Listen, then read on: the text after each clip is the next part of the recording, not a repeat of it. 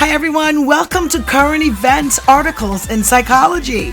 I just wanted to express a warm welcome to you for joining me in this adventure. We will be reviewing current articles on various psychological topics to include human sexuality, dating, love, health and wellness, and lots of more articles.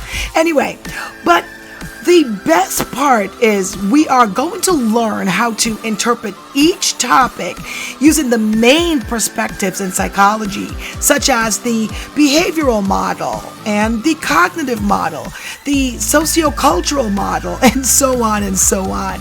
So first, I will review a particular article, then present a lecture on psychology's perspectives. Then you pick one psychological perspective and tell me how that particular perspective interprets the finding of the article. How fun is that? I am so excited to see all of your responses. And you know my motto, go where you are celebrated, not where you are tolerated. Learn lots and smile even more.